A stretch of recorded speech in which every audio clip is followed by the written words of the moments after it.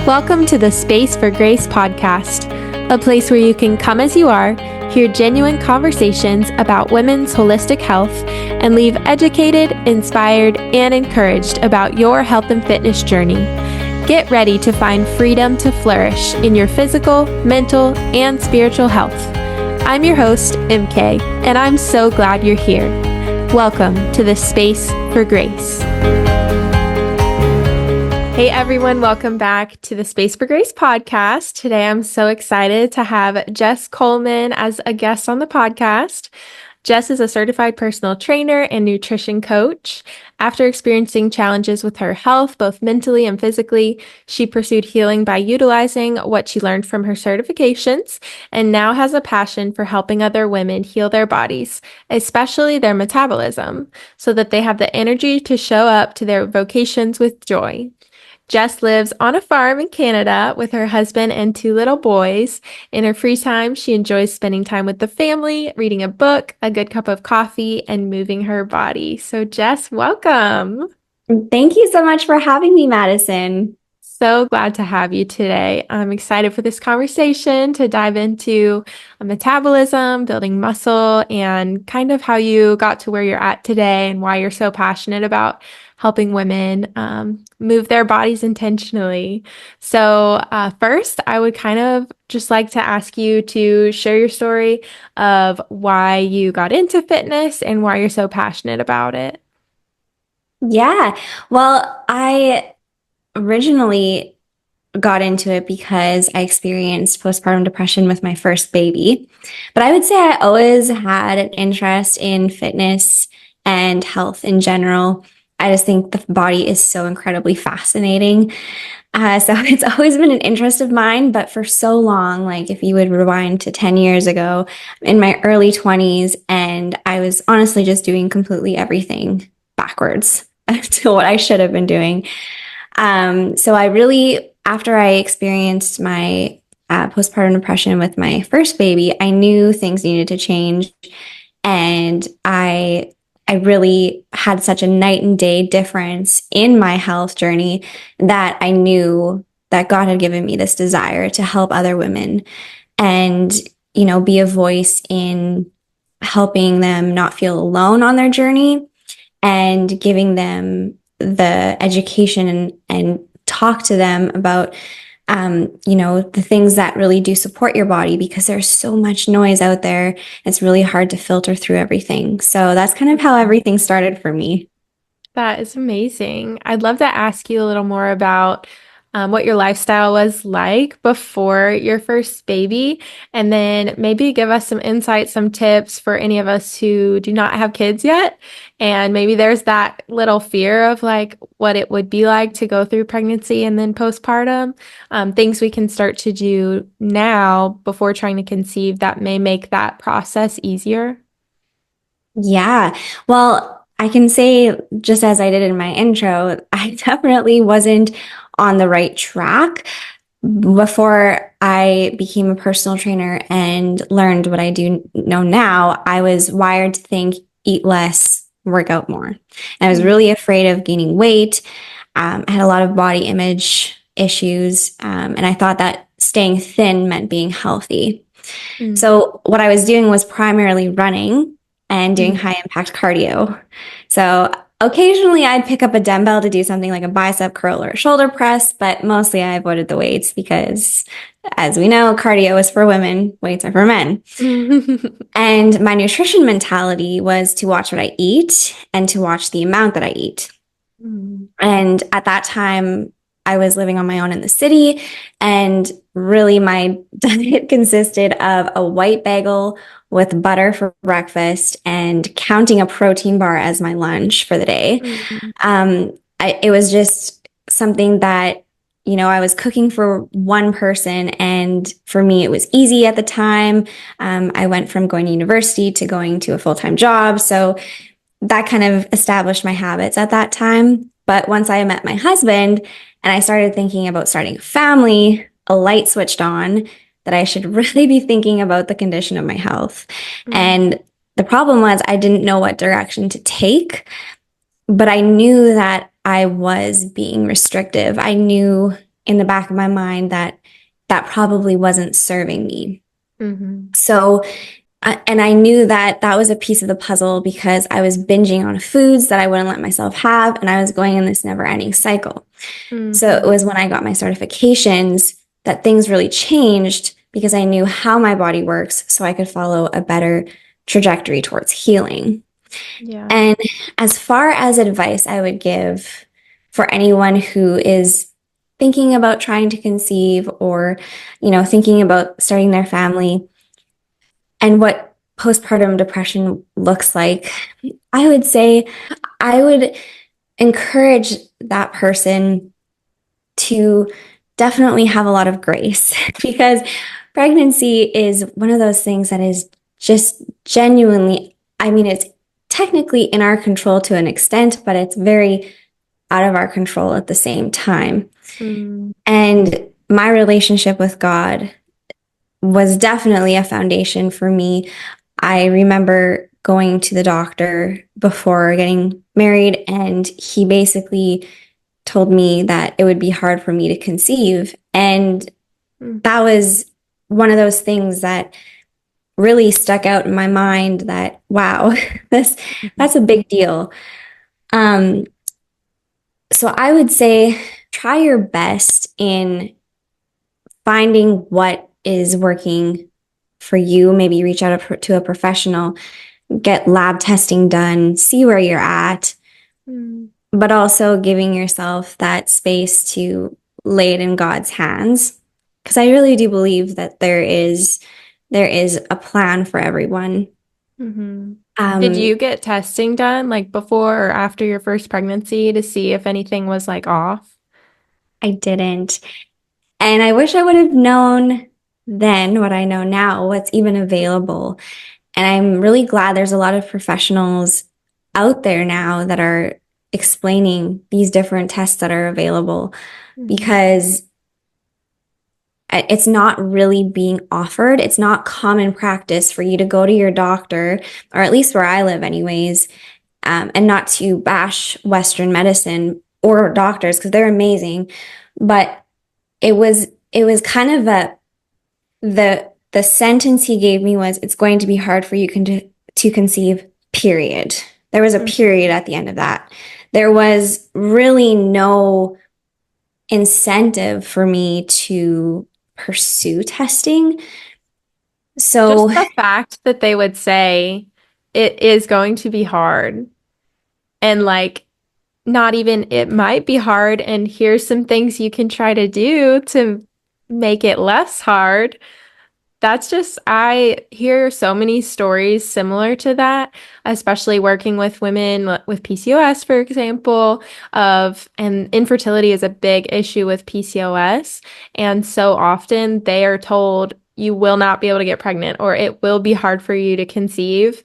And they're not given any advice on what to do about it. And it's so sad because there are so many great lifestyle things you can do even if you don't want to get testing done or pay for a functional medicine practitioner. Like if you're not, eating whole foods, moving your body, prioritizing your sleep, and like we're going to talk about, building muscle is a big part of it as well. I mean, those are just some basics that people can start doing that will make it easier, just and their health overall will be better. So I know that everything you're saying too about that restrictive mindset and that cycle of, trying to be super good with your food all day and do a ton of cardio and make yourself as small as you can. And then, binging at night in secret and feeling guilty and starting all over the next day. So many people can relate to that. And so thank you just for sharing that. Um, so obviously, postpartum depression after your first baby happened. Um, and then in a second, I want to talk about what people can do to get out of that restrictive mindset, but maybe just share a little bit about what that was like, if you don't mind, for anyone who can relate to that struggle of postpartum depression or maybe is afraid of what that could look like for them. yeah, well, I want to say first not to trying our best not to be afraid because there's so much help out there, and that is the incredible part of it. So that's first and foremost. And if you can't find anybody, just message me online, please, because I would love to talk to anybody about it.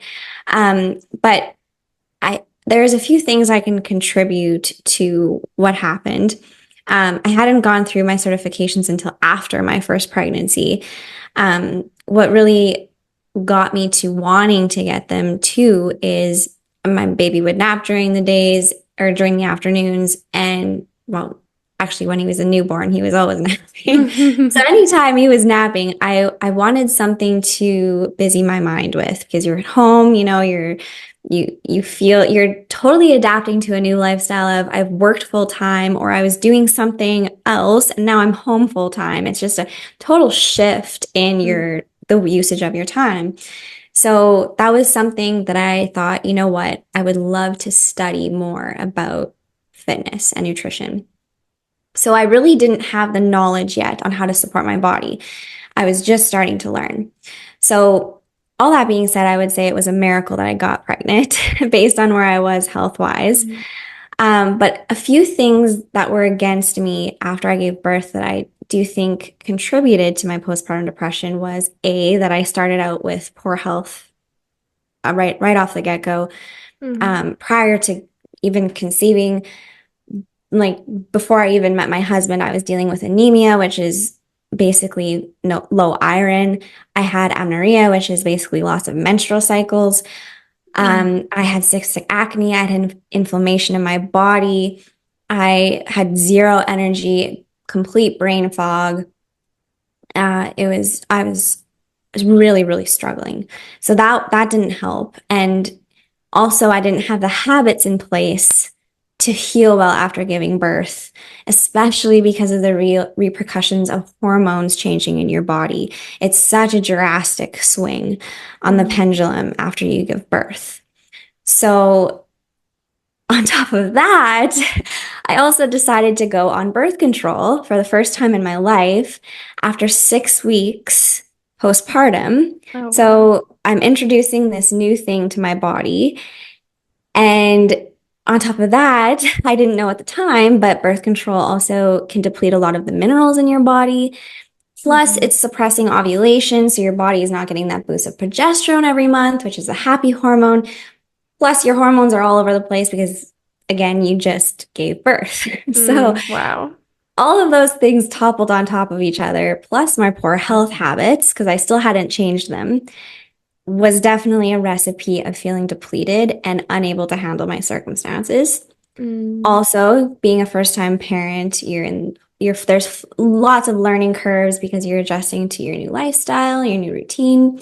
You're not getting much sleep. My first baby also had a lot of health issues, so we were processing all of that.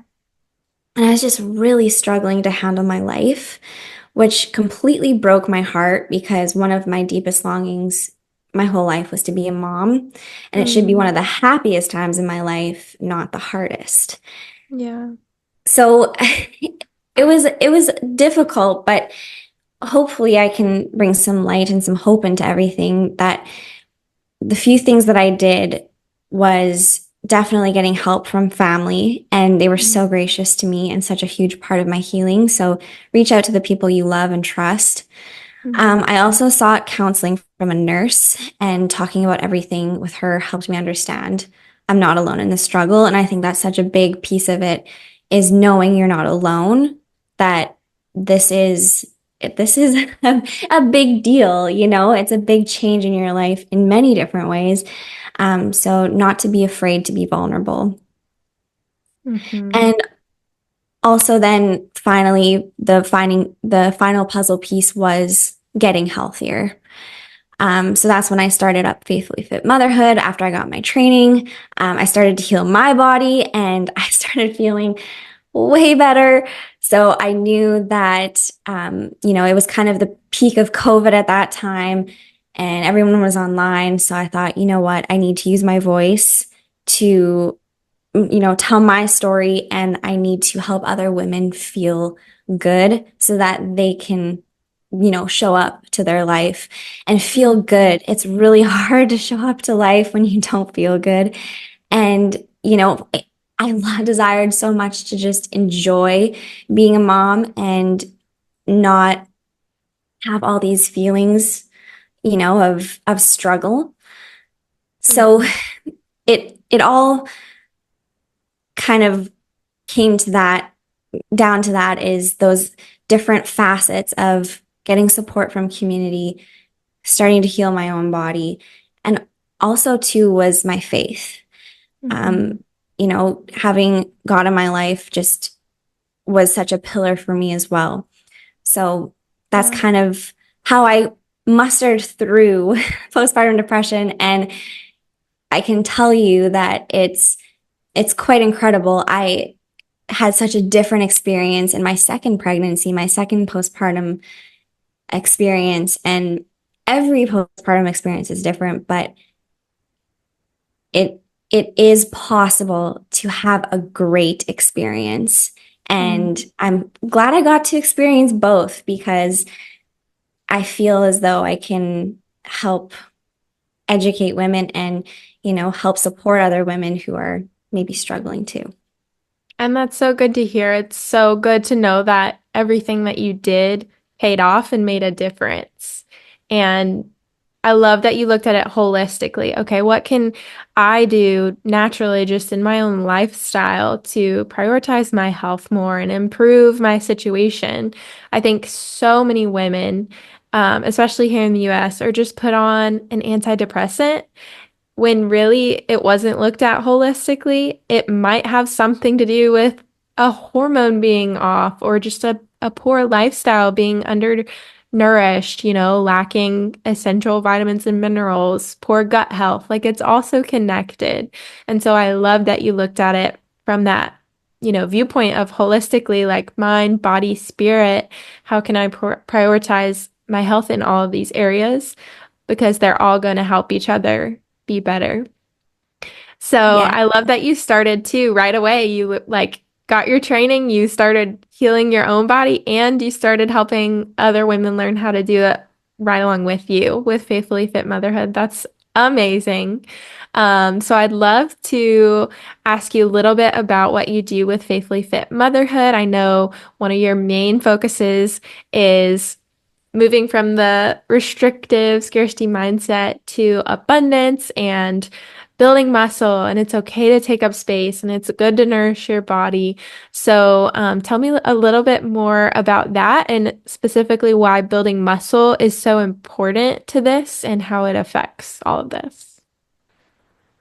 Yeah, well, talking about muscle is one of my favorite questions because it's such a mindset shift to what we're used to. Like I had mentioned at the beginning of the episode, for so long I believed, well, men lift the weights. Mm-hmm. And I think that was because of the association of, in the past, there was bodybuilding competitions. If you think of like Arnold Schwarzenegger, that kind of thing, Mm-hmm. it was very rare for women. So it was a very off limits thing for a very long time, unless bodybuilding was a goal that you were after. But I'm so glad that this mentality is shifting. And there's a few reasons I want to mention why building muscle is important for women and how it can contribute to your health. So, first of all, it supports your metabolism. Muscle is a very metabolically expensive organ. So, your body is going to work hard to try to preserve it. So, the more muscle you have, the more energy your body is expending. So, you're able to maintain a healthy body composition. And you're also able to increase your calorie intake, especially if a lot of my clients, they like to have a goal of a specific weight loss goal or a fat loss goal. But I encourage them to start with a foundation of muscle because the more muscle you have, the better that you're able to be efficient at expending your calories. You can eat more, you have a more flexible metabolism, if you have muscle on your body. So Mm. that's number one, is your metabolism. And that's definitely something we want to carry with us, because I think a really common myth is it's dependent on your age or maybe your genetics. But that's just not true. Your metabolism is based on how you treat it. So Mm. that's very important as well. Also, it protects our bone and our tissue as we age, and it minimizes the risk of osteoporosis and injuries after falls. This is very common in women. As we age, we start to lose muscle mass at the age of 30. So as time goes on, you're getting exponentially more muscle mass that is gone from your body unless you are actively trying to preserve it. So you see this a lot in elderly women who do fall, and it can be detrimental. So Mm. that's a really great thing to have as you age. Yeah. Also, too, muscle contributes to blood sugar regulation, which is really important for healthy hormones and organ function. Uh, you know, your body is uptaking glucose, and which is sugar in the body. And as we age again, perimenopause, you're starting to decline in your hormone levels.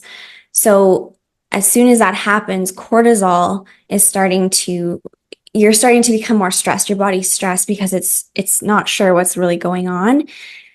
So you're able to mitigate that with muscle, because muscle actually assists in the uptake of glucose in your body.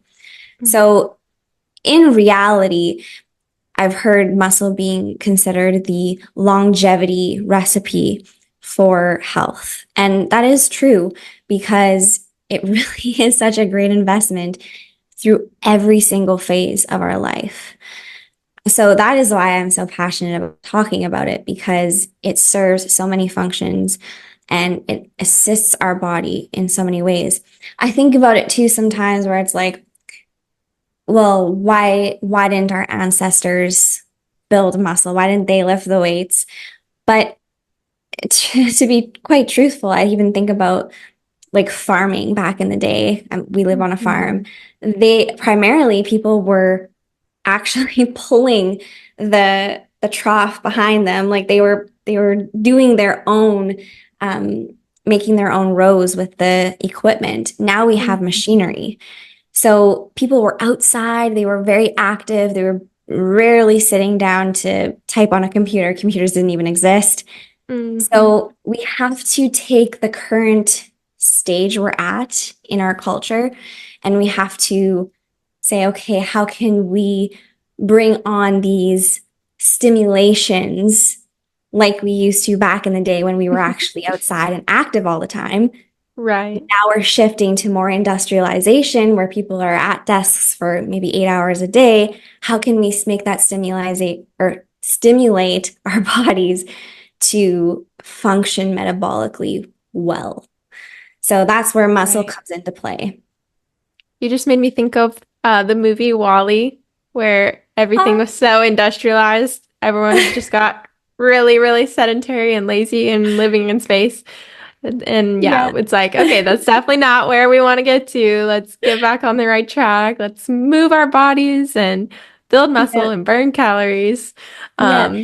But I that's so good. I will add on that too. I like even building muscle a lot for my clients, maybe they have children and their moms, like being able to carry a car seat or lift your Mm. baby out of the crib, or even buying groceries, like to be able to function at a rate where you're Mhm. able to handle those capacities is so freeing, and it just feels amazing. Yes, so good. It's such a good feeling to feel strong and energized and not Yeah. depleted and like everything's difficult. That's so good. What Yeah. are just a few ways that you'd encourage maybe someone new to strength training how to even start to build muscle? Yeah. Well, I want to point out that if you're doing strength training and eating at maintenance calories, so maintenance calories is the calorie range that your body feels its best at. And it's the calories your body needs based on your physiological needs. and your activity level. Mhm.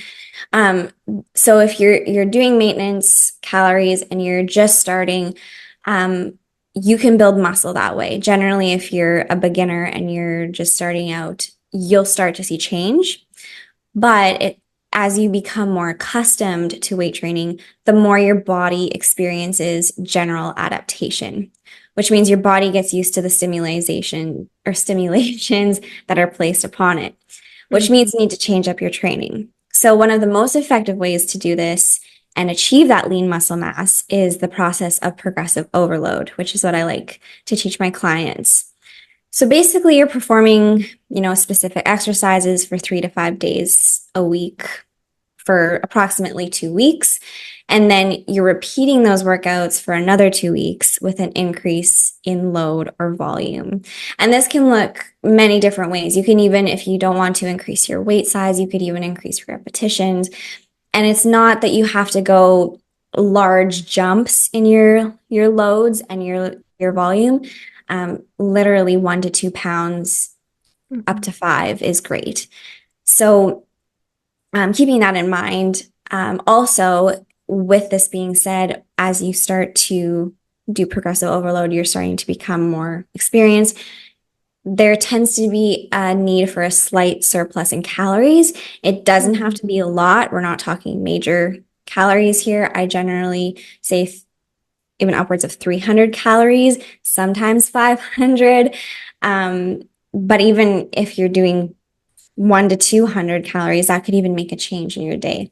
Mhm. Um, I don't do macronutrient counting in my programming, but it's basically even you could look at it as having an extra piece of cheese at dinner time or Mhm. adding a snack in your day. So it can look like that as well. But Right. basically, the increase in calories supports growth, and it's also fuel to give you energy to be able to perform at this increased rate because you're going to be lifting heavier. So you need that energy. And it's crucial for recovery because the food provides the nutrients necessary to repair and nourish your cells. So that would be kind of the basic of what your programming would look like. And then some accessory actions you could do would be some what we call NEAT activity, so non-exercise activity thermogenesis. So that's something like getting up from your desk every 10 to 30 minutes just to kind of walk around for 2 to 5 minutes, parking farther away at the grocery store so you have a longer distance to walk, playing ball outside with your kids, doing chores around your house, those kinds of things. And Mhm. then, of course, leisure walks. They're great for low impact activity, and it works wonders for not only muscle building, but your overall metabolic health in general. And Mhm. then small bouts of high impact movement 1 to 2 days a week. For me, right now, this looks like after my strength training, usually on arms, like upper body day, I'll do a 10-minute sprint on the treadmill, but you're not sprinting the whole 10 minutes. You're basically doing 3 bouts of really, really hard as fast as you can go. And yeah, just kind of taking those rest times in between. So something like that, kind of 1 to 2 days a week. And then, of course, trying to get adequate sleep, stress management, and hydration. Mhm. Um, but yeah, just kind of as an overall general look of what it would be. That's kind of what it is to to build muscle in programs that I do Yeah. for my clients. That's so good. That's perfect. And we'll just end with this. I know we're slowly moving out of the mindset of women are only supposed to do cardio and not weights. Thankfully, we're moving out of that. But I still find that there's still some myths floating around, some objections that women, have the fear of like, not wanting to get bulky, for example. I'm sure you hear that a lot. I hear that a lot. So if you can just kind of speak to some of those fears that you hear, that would be great. Yes, that is exactly what's on my list because it's the number one objection. I get that from pretty much every client. And I understand because it's maybe not for everybody that they want to have this bodybuilding physique, but for some reassurance, lifting weights does not equal bodybuilding physique. Mm-hmm. Women have much lower testosterone, and testosterone is the muscle building hormone. They have a lot less than men do. So in reality, it would take a very specific and regimented program to get to the point of looking like a bodybuilder. So, and no fear in picking up the weights. And again, it depends on your programming. So I would really suggest finding a personal trainer to help you find a routine that really suits you. But just don't shy away from the weights because there's just so much benefit to resistance training. I would say I would add on another myth is that you have to spend a lot of time in the gym to get results. And the truth is, whatever time you have to give is great. If it's 1 to 2 days a week, that's great because even with that, you can do full body strength days paired with your leisure walks and your movement for the rest of the week. And then, if you can dedicate more time as you start to get into the habit of fitness, if it's 3 to 5 days, that's amazing. Split routines are great too. And it really depends on your lifestyle. So there's no hard and fast rule that you have to dedicate tons of time to the gym. And in fact, I would say there is overtraining. There's such a thing as that as well. And that's counterproductive to what you're trying to achieve too. So be encouraged that it doesn't have to be crazy for you to get results. So good. I love that. Thank you so much for sharing, Jess. I will be sure to put your information in the description so anyone who wants to find you and chat more can do that. But thank you for being here. Thank you so much for having me, Madison. I so enjoyed our conversation today. Thank you so much for listening to today's episode of the Space for Grace podcast. Be sure to check out the description for any links or resources that were mentioned during this episode. And if you enjoyed this podcast, be sure to subscribe, share with a friend, and leave a review.